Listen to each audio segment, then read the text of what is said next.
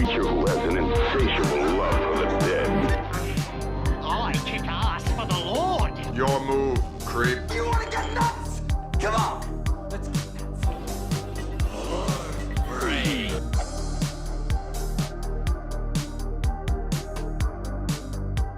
Welcome back to the Undead Basement, everyone, and today we are diving right deep down into that deep dark abyss that is the world of anime.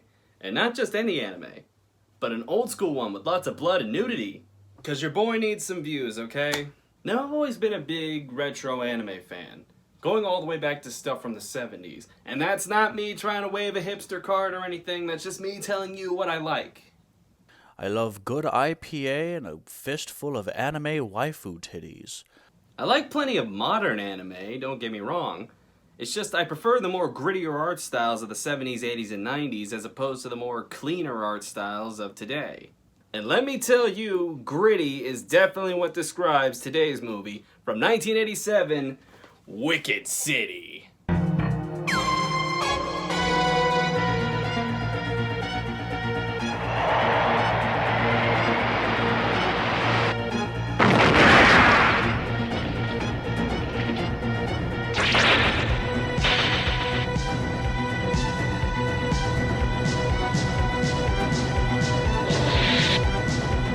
Directed by legendary anime director Yoshiaki Kawajiri, Wicked City is without a doubt one of the defining anime of the 1980s OVA boom. And if you have no idea anything I just said meant, welcome to the world of anime, folks. It's a lonely place, get comfortable. Original video animations, or OVAs, were essentially anime that were made straight to video and were sold mainly off the fact that they contained gratuitous amounts of, you guessed it, sex and violence. And Wicked City here is no exception to that rule. Not only did it contain both sex and violence, it also contained one of the earliest usage of, in anime at least, tentacles! The basic summary of the movie focuses on two special agents, a man by the name of Taki Renzaburo, who comes off as a cross between Mike Guy and Rick Deckard from Blade Runner, and a demon lady, simply known as Makie, who comes off as a cross between Annie Lennox and a Patrick Nagel painting. They both work for a secret organization known as Blackguard that protects both the demon world and the human world from violent radicals who want to disturb the peace between both worlds. One night, they're assigned with protecting a 200-year-old man by the name of Giuseppe Maillard, an annoying little bastard who somehow makes Master Roshi look like a prude in comparison, if that's even possible, in order for him to continuously sign a 500-year-old peace treaty. Now they must survive the night from things like weird, creepy tentacle monsters and spider ladies with tooth vaginas. Oddly enough, that's not even the only killer vagina in the movie, go figure.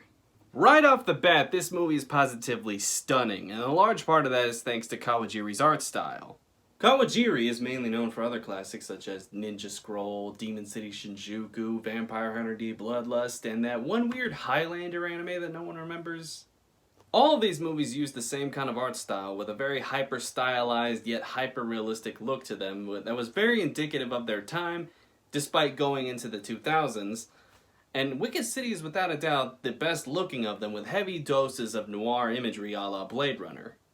The music is also quite fitting too, oftentimes going from moody and atmospheric to cheesy 80s love ballad. The action is very well animated too, with our main hero blowing away demon bastards with the biggest fucking hand cannon I ever seen, and a left hook that makes Manny Pacquiao looks like he punches with soccer poppers. The movie's premise is what you would get if you took movies like Men in Black and The Thing and threw them into a blender alongside Blade Runner and just a tiny dash of hentai and pureed until it was a finely blended smoothie that's liable to burst out of your stomach with tentacles. While the pacing helps the story flow pretty well, it can get a little messy towards the end when certain plot elements are resolved rather cleanly and a bit too abruptly. It doesn't hinder anything, but it does leave you with answers that raise even further questions that will never get answered. Now, I could go into a whole spiel on the problematic depiction of women in this movie, but this is not that type of show, and I am so not qualified to talk about any of that. Sometimes it's best to just know your place and shut the hell up. Ultimately, however, even with all that being said, this movie is still a very entertaining ride throughout with cool action, cool characters, a great art style, and lots of that sweet, sweet 80s atmosphere that I love so much. Definitely worth a watch. Now, this movie got a DVD release back in the day from Urban Vision, who are long since defunct, and that DVD is long since out of print. However, just last year we got this cool little Blu-ray from Discotech, who have been absolutely killing it with classic anime releases recently, and this is definitely some primo stuff from them. The picture quality is great, the sound quality is pretty good, it's got a commentary, and it's definitely the best way to watch this movie. It's also one of the few ways to watch this movie. It's not available for streaming as far as I know. But definitely if you want to check it out, grab this Blu-ray.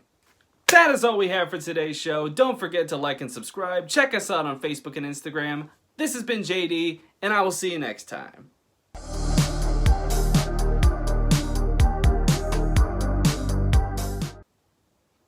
Note to my editor, we're going to need to be super tasteful with these edits or else we are so boned.